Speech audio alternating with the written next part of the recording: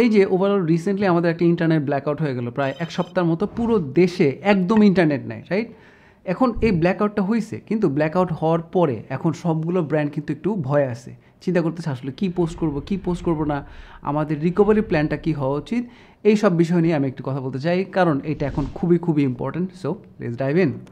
আমি যদি আমার কথা বলি, ওভারঅল আমার কিন্তু আনফর্চুনেটলি বেশ কিছু ক্লায়েন্ট চলে গেছে, অনেক ক্লায়েন্ট চলে গেছে। অ্যান্ড আমার ওভারঅল পেজ যেগুলো আছে, আমার ফেসবুক প্রোফাইল হোক, আমার ইউটিউব প্রোফাইল হোক, সব জায়গা থেকে কিন্তু এঙ্গেজমেন্ট নাই, ভিউজ নাই, সব কিছুরও কিন্তু অবস্থা খারাপ। বা সবচেয়ে বেশি যে জিনিসটা নিয়ে আমি ওয়ারিড, আমার মতো অন্যান্য সবাই ওয়ারিড, প্লাস স্পেশালি ব্র্যান্ডরা ওয়ারিড, সেটা কি জানেন? সেটা হচ্ছে যে এখন আমরা কি করলে আসলে মানুষের সাথে রেজোনেট করবে, এখন আমরা কি করলে আসলে আমরা রাইট দিকে আগাবো। সো এই পুরো জিনিসটাকে আমরা 3 ভাগে ভাগ করি। নাম্বার 1, শর্ট টার্ম, মানে এই মুহূর্তে আপনার কী অ্যাকশন নেওয়া উচিত, এই জায়গা থেকে কথা বলবো। Second, rebuilding trust and engagement, overall ট্রাস্টটাকে আবার ঠিকমতো বিল্ড করার জন্য, এঙ্গেজমেন্টটাকে আগের পর্যায়ে নিয়ে যাওয়ার জন্য অথবা ভালো পর্যায়ে নিয়ে যাওয়ার জন্য আমাদের কী করতে হবে, এটা নিয়ে কথা বলবো। And last but not list, সবচেয়ে ইম্পর্ট্যান্ট যে জিনিসটা, সেটা হচ্ছে লং টার্ম আমাদের তাহলে স্ট্র্যাটেজি কী হওয়া উচিত, এবং নেক্সটে এই টাইপের কোনো কিছু হওয়ার আগে হয়তো আমরা কী জিনিসপত্র প্লেস করবো যাতে করে রিকভারি আমরা খুব ফাস্টার করতে পারি। অলরাইট, প্রথমে আসুন আমরা কথা বলি শর্ট টার্ম এক্সিকিউশন নিয়ে, যে এই মুহূর্তে আপনার ওভারঅল ব্র্যান্ডের জায়গা থেকে, সোশ্যাল মিডিয়ার জায়গা থেকে হয়তো বা কী করা যেতে পারে। বাই দ্য ওয়ে, এটা কিন্তু আমি আমার প্র্যাকটিস থেকে বলতেছি, আমি নিজে একজন মার্কেটার হিসেবে বলতেছি, আমি এখানে ভুল বলতে পারি। আপনার যদি মনে হয়, আপনার দ্বিমত আছে, আপনার যদি মনে হয় না এর থেকে বেটার অপশন আছে, I am more than happy to hear from you. Please নিচে কমেন্ট আছে, কমেন্ট করলে আমিও হয়তো বা আপনার থেকে কিছু শিখলাম যে আসলে আপনার মতেও কী করা যেতে পারে। সো নিচে একটা কমেন্ট করে দেবেন। So let's move in. আমাদের সবার প্রথমে যেটা করতে হবে, অ্যাসেস করতে হবে। কী অ্যাসেস করতে হবে? ওভারঅল ড্যামেজটা কীরকম হলো, ওভারঅল এঙ্গেজমেন্ট আগে কী ছিল, এখন কী অবস্থা, ভিউজের কী অবস্থা, মানুষজন কী পরিমাণে আসলে আমাদের সাথে কাজ করতে চাচ্ছে, এঙ্গেজ করতে চাচ্ছে, এইসব জিনিসপত্রগুলো কিন্তু আমাদের অ্যাসেস করতে হবে। আমাদেরকে দেখতে হবে আমাদের অনলাইনে যা জিনিসপত্র ছিল, যেরকম ওয়েবসাইট, সোশ্যাল মিডিয়ার বিভিন্ন প্ল্যাটফর্ম, এই পেজগুলোর কী অবস্থা, ওয়েবসাইটের কী অবস্থা, সবগুলো কি অপারেশনাল আছে কিনা। তো সবার প্রথমে যেটা করা উচিত, অ্যাসেস করা উচিত এক্সিস্টিং ওভারঅল সব কিছুর কী অবস্থা। এরপরে যেটা করা উচিত, যেটা আমার মতো সবচেয়ে ইম্পর্টেন্ট, সেটা কি জানেন? কনসেপচুয়ালি জিনিসটা আগে বলি, তারপরে হচ্ছে ট্যাকটিক্সের কথা বলি। Please understand, everybody is in pain. আপনি এখন পেনের মধ্যে দিয়ে যাচ্ছেন, আপনার ব্যবসা পেনের মধ্যে দিয়ে যাচ্ছে, বাট অলসো আন্ডারস্ট্যান্ড আপনার যে ক্লায়েন্টরা আছে তারাও কিন্তু একটা পেনের মধ্যে দিয়ে যাচ্ছে। আমাদের যেটা এখন দায়িত্ব, সেটা হচ্ছে যে প্রপারলি এই যে পেইন ফেস করতেছে আমাদের কাস্টমাররা, সেই পেইনটাকে যতটুকু কমানো যায় ততটুকু কিন্তু কমানোর চেষ্টা করে দেখা। এটা যদি করতে পারেন, আমার কাছে মনে হচ্ছে কাস্টমাররা they will just love you. কীরকম? আমি ছোট্ট একটা উদাহরণ দিই। আমি কিন্তু পেনের কথা বলছি, আমি কিন্তু এটাও বলছি যে আপনি আপনার জায়গা থেকে যতটুকু পারবেন ততটুকু করবেন। আমি উদাহরণ দিই একটা, যেমন আপনার ধরেন হচ্ছে এই ব্ল্যাকআউটের কারণে আপনি হয়তো বা আপনার ক্রেডিট কার্ডের বিল দিতে পারতেছেন না, রাইট? এবং হয়তো বা এটার জন্য একটা ডেডলাইন মিস হয়ে গেছে, এবং ডেডলাইনটা মিস হওয়ার কারণে আপনাকে হয়তো বা একটা এক্সট্রা ইন্টারেস্ট দেওয়া লাগবে ব্যাংকে। এখন যেসব ব্যাংক হয়তো বা ওপেনলি সবাইকে বলবে, স্পেশালি সোশ্যাল মিডিয়াতে বলবে যে এই ব্ল্যাকআউটের মাঝখানে যে ডেডলাইনগুলো ছিল ওগুলো আমরা 2 সপ্তাহ পিছালাম, এবং 2 সপ্তাহ পিছানোর কারণে আপনার যে ইন্টারেস্ট ছিল হয়তো বা ওই ইন্টারেস্টটা দেওয়া লাগবে না। তাহলে কী হলো দেখেন, কাস্টমারের কিন্তু একটা বড় একটা পেইন ছিল যে কাস্টমার আপনার এই বিলটা দিতে পারতেছিল না, এবং কাস্টমারের জন্য কিন্তু না, ওভারঅল সব কিছুর জন্যই কিন্তু কাস্টমার বিলটা দিতে পারতেছিল না, এমন কিন্তু না যে কাস্টমার বিলটা দিতে চায় নাই। সো আপনি হয়তো বা একটা পেইন ইজ করলেন যে কাস্টমার হয়তো বা মাথায় ছিল আচ্ছা বিলটা দিতে পারিনি, একটা ইন্টারেস্ট আসছে, কিন্তু এখন যখন আপনি বলতেছেন ইন্টারেস্টটা দেওয়া লাগবে না, তখন কিন্তু কাস্টমারের উপর থেকে, মাথা থেকে অনেক বড় একটা পেইন চলে গেল যে না, আলহামদুলিল্লাহ আমাকে আর এক্সট্রা টাকা তাহলে দেওয়া লাগতেছে না। এটা কিন্তু খুব ইম্পর্টেন্ট। এইরকম আপনি আপনার জায়গা থেকে, আপনি আপনার ব্যবসার জায়গা থেকে চিন্তা করে দেখেন, এই ওভারঅল ব্ল্যাকআউটের কারণে, এই যে এতদিন ধরে ইন্টারনেট ছিল না, এগুলোর কারণে আপনার কাস্টমাররা কী হয়তো বা ফেস করছে, কী সমস্যা হয়তো বা ফেস করছে। আপনি কি ওনাদের পার্সোনাল লাইফের সমস্যার সমাধান করতে পারবেন? অ্যাবসলিউটলি না, এবং এটা হয়তো বা কাস্টমার এক্সপেক্ট করে না, কিন্তু আপনার সাথে কিছুটা রিলেটেড কী পেইন মানুষজন হয়তো বা ফেস করে, সেইটা কিন্তু আপনি হয়তো বা সলভ করার চেষ্টা করে দেখতে পারেন। আমি এখন আমার নিজের একটা বাজে এক্সপিরিয়েন্সের এক্সাম্পল দিই। আমি কয়েকদিন আগে যখন হচ্ছে এক জায়গায় একটা বিল পরিশোধ করতে চাই, কারণ ওই বিলটা পরিশোধ করার না কারণে আমার একটা ওভারঅল কানেকশন যেটা ছিল, ওই কানেকশনটা কেটে দিছে। আমি কিন্তু বলতেছি না কী টাইপের কানেকশন ছিল, কার্ড ছিল, ডিটেলসে যাচ্ছে না, আমি কারো বদনাম করতে চাচ্ছি না, কোনো একটা ব্র্যান্ডের সবারই অবস্থা খারাপ। বাট যে জিনিসটা আমি একটু বলতে চাচ্ছি, দেখেন আমি ওনাকে এসে বলছি, দেখেন আমার তো ইন্টারনেটের মাধ্যমে কোনোভাবে পেমেন্ট করতে পারতেছি না, আমি কি আপনার অফিসে এসে পেমেন্ট করতে পারবো ক্যাশ দিয়ে? আমার জন্য কিন্তু খুব ভালো হয়, তাহলে আমার কানেকশনটা ঠিকমতো এস্টাবলিশ হয়। ওনারা আমাকে ডিরেক্টলি বলে দিল, সো সরি স্যার, আমরা তো হচ্ছে ক্রেডিট কার্ড ছাড়া কোনো কিছু নিতে পারবো না। Now imagine me as a customer, do you think I am in love with them? আমি কিন্তু টাকা দিতে চাইছি এবং আমি বলছি আমি আপনার অফিসে এসে টাকাটা দেই, বাট ওনারা ক্রেডিট কার্ড ছাড়া কোনোভাবেই কোনো রকম পেমেন্ট নেবে না, এবং যার ফলে আমি যেই টাইপের কানেকশন আমি নেওয়ার চেষ্টা করতেছি, আবার রিএস্টাবলিশ করার চেষ্টা করতেছি, এটা আমাকে দিল না। They just don't care. সাথে সাথেই বলতে, এবং দেখেন আমি আপনাকে বললাম যে they just don't care. So ওনাদের একটু বোঝা আমার মনে হয় উচিত ছিল অ্যাজ এ কোম্পানি, যে এখন তো অবস্থা খারাপ, এখন তো যে কাউকে স্পেশালি কাস্টমারদেরকে, এক্সিস্টিং কাস্টমারদেরকে যে কোনোভাবে পারি আমার হেল্প করার ট্রাই করা উচিত। Long story short, this is how you can ruin a brand. আমি ডেফিনেটলি ওই ব্র্যান্ডের কথা আমি কাউকে কখনো রেকমেন্ড করবো না, অবভিয়াসলি না। আর কেউ কখনো যদি জিজ্ঞেস করে যে এই কোম্পানি থেকে কি এটা নেওয়া উচিত, হ্যাঁ বলবো ভাই মনে ভুলেও নিয়েন না, আমি কিন্তু এই সমস্যা ফেস করছিলাম, রাইট? ওকে, একটা মানুষের, একটা কাস্টমারের, আপনার কাস্টমারের কী কী রকম পেইন হতে পারে আপনার এই ওভারঅল সিচুয়েশনের কারণে, আপনার সাথে আপনার রিলেটেড এই পেইনগুলোকে যথেষ্ট পারেন কমানোর চেষ্টা করেন। এরপর যদি বলি ক্লায়েন্ট কমিউনিকেশনের কথা, ক্লায়েন্ট কমিউনিকেশনের কথা কী বললাম, ধরেন আপনার যদি বিটুবি কোম্পানি হয়, তাহলে কিন্তু আপনার ডেফিনেটলি আমার মতে পার্সোনালাইজড মেসেজ পাঠানো উচিত প্রতিটা কাস্টমারকে, যদি আপনার কাস্টমারের সংখ্যা অনেক অনেক না হয়, যে আম সো সরি এই প্রডিউসটা হয়েছে, এটা কিন্তু আমাদের আওতার বাইরে ছিল, আমার এখানে কোনো কন্ট্রোল ছিল না, কিন্তু আমি এখন যেটা করতেছি অথবা আমরা যেটা করতেছি, আমরা ওভারঅল বেশ কিছু স্টেপ নিতেছি যাতে করে সব কিছু ঠিকমতো আবার আগের মতো যায়। এইটা কমিউনিকেট করা উচিত। এটা করা এক জিনিস এবং ডেফিনেটলি এটা আপনার করতে হবে, বাট এটা কমিউনিকেট করা কিন্তু আরেকটা জিনিস। আপনার ডেফিনেটলি এটা কমিউনিকেট করতে হবে। আপনি যদি আর কমিউনিকেট না করেন, কাস্টমার কিন্তু চিন্তা করবে কী হলো, সব কিছু এত কিছু হয়ে গেল, ওনারা তো আমার খোঁজও নিল না। বিটুবির যদি বিজনেস হয়, আপনার ডেফিনেটলি এই জিনিসটা মাথায় রাখা উচিত এবং প্রপারভাবে কাস্টমারের সাথে কমিউনিকেট করা উচিত ওভারঅল জিনিসটার ব্যাপারে, এবং আপনি কী কী স্টেপ নিতেছেন ওনার জন্য, ওনাকে আরও ভালো সার্ভিস দেওয়ার জন্য, এই জিনিসটা কিন্তু আপনাকে এক্সপ্লেন করা উচিত। এবার আরেকটু ডিটেলস পর্যায়ে যাই। Let's talk about social media marketing, right? সবাই স্পেশালি যদি একটু ব্র্যান্ড, একটু ওয়েল নোন ব্র্যান্ড হয় এবং কিছু ফলোয়ার থাকে, সাবস্ক্রাইবার থাকে, ওনারা এখন সবাই প্রচণ্ড ওয়ারিড। আমি শিওর হয়তো বা আপনিও ওয়ারিড, আমি কি পোস্ট করব, আমি একটা কিছু পোস্ট করব, কন্টিনিউয়াসলি হয়তো মানুষজন হেট করবে, আমি এখন কার পক্ষ নিয়ে কথা বলবো, কারোর পক্ষ নিয়ে কথা বলা উচিত, এরকম কিন্তু প্রচুর জিনিসপত্র এখন আমাদের মাথায় ঘুরতেছে। আমার মতে এই কারণে যে কোনো কিছু পোস্ট করার আগে 10 বার আগে চিন্তা করবেন যে এই জিনিসটা কি পোস্ট করা উচিত হবে কিনা। এখন সব কিছু খুবই ক্রিটিক্যাল, এখন সবাই হচ্ছে খুব ইমোশনাল, এখন সব কিছু খুব সেন্সিটিভ। সো আপনি যখন কিছু চিন্তা করতেছেন পোস্ট করার, পোস্টটা করতেই হবে, আপনার কোনো না কোনো সময় শুরু তো করতেই হবে। পোস্ট কি করবেন এবং এই পোস্টটা কি করা উচিত কিনা, এটা কিন্তু আগে 10 বার জিজ্ঞেস করবেন। নর্মাল টাইমে কী হইতো, আচ্ছা ঠিক আছে একটা পোস্ট হয়তো বা অনেক ভালো কোয়ালিটির না, কিন্তু আমার হয়তো বা পোস্টটা করা উচিত, আমি করে দিলাম। এখন ওই সময় না, এখন একটা পোস্ট করার আগে 10 বার চিন্তা করেই তারপরে কিন্তু ওই পোস্টগুলো করা উচিত। এরপরে যে জিনিসটা নিয়ে কথা বলা দরকার সেটা হচ্ছে হেট কমেন্ট। আনফর্চুনেটলি হয়তোবা এখানে আপনার কোনো দোষ নাই, হয়তোবা এখানে আপনার কোনো কিছু করার ছিল না, বাট স্টিল আপনি যদি খেয়াল করে দেখেন, দেয়ার আর সাম পিপল যাদের আর কোনো কিছুই নাই লাইফে, they will hate you no matter what.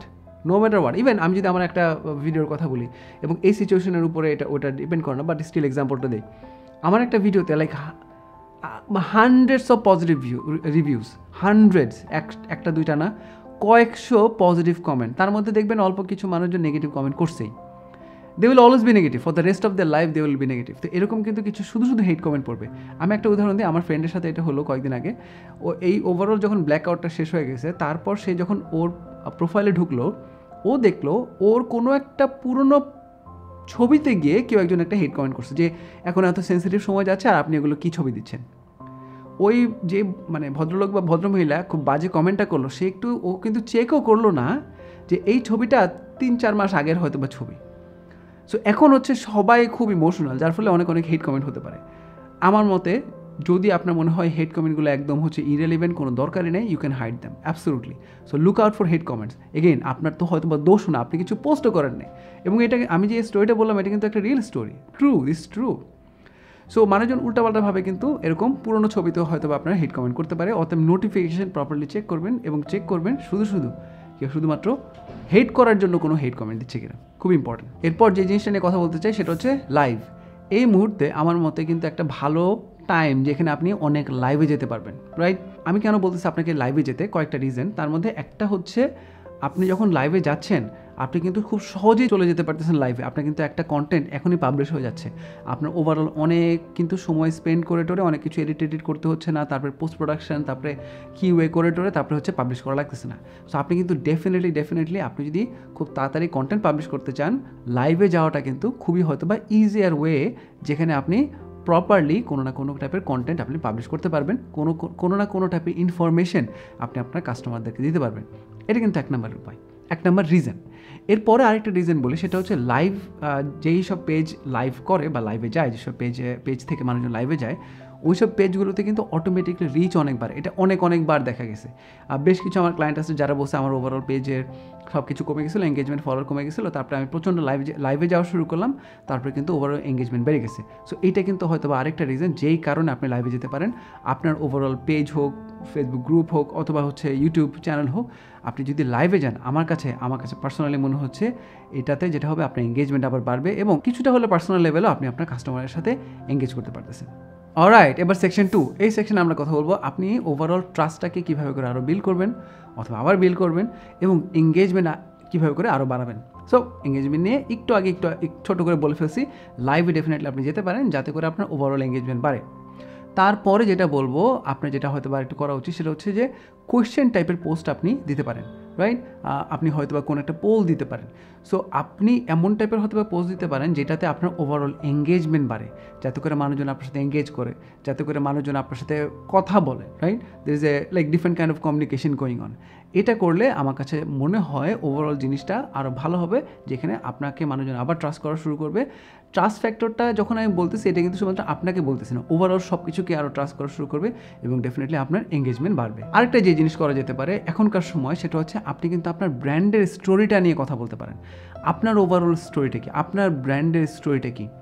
আমি আবার বলতেছি, মানুষ এখন কিন্তু খুব ইমোশনাল। সো মানুষ হয়তো বা এখন অনেক বেশি সেলস টাইপের পোস্ট দেখতে চায় না, অনেক কিছু আমাকে বিক্রি করতেছে এই টাইপের কিন্তু হয়তো বা ওভারঅল পোস্ট দেখতে চায় না। মানুষজন হয়তো বা দেখতে চায় যে আসলে কি হচ্ছে, আসলে মানুষ মানে ব্র্যান্ডরা বা কোম্পানিরা কি একটু ইমোশনাল কিনা। সো ইমোশনাল লেভেলে যদি আপনি কানেক্ট করতে চান, হয়তো বা আপনার একটা স্টোরি আছে, হয়তো বা আপনার স্টোরিটা মাথা নষ্ট করার স্টোরি, হয়তো বা আপনি as a brand, as a company, as a person অনেক ডিফিকাল্টির মধ্যে দিয়ে গেছেন। So what ever this story is, হয়তো বা আপনার স্টোরিটা খুব inspirational, what ever this story is, do post it. I think it's a good time to post your story, so that people understand at the end of the day মানুষরাই হচ্ছে এই company চালাচ্ছে, মানুষ হচ্ছে যারা আমার মতো, আমি যেমন অনেক স্ট্রাগল করতেছি, আমার মতো একই রকম এই ব্র্যান্ডটা অথবা যে মানুষগুলো এই ব্র্যান্ডটাকে চালাচ্ছে তারাও কিন্তু অনেক স্ট্রাগল করতেছে। এরপর আরেকটা যে জিনিস মাথায় রাখা দরকার, সেটা হচ্ছে দেখেন at the end of the day আমাদের তো সেল করা আবার শুরু করতে হবে, কিন্তু এখন হয়তো বা ইকোনমির কী অবস্থা হয় আমরা কিন্তু সবাই জানি না, সবাই একটু ভয় থাকবে আর কোনো কিছুর উপরে টাকা খরচ করার আগে। তো আপনার কাস্টমারের কিন্তু মাথায় প্রশ্ন আসতেই পারে যে আমি এই ব্র্যান্ডের কাছ থেকে কেন এই প্রোডাক্টটা কিনবো।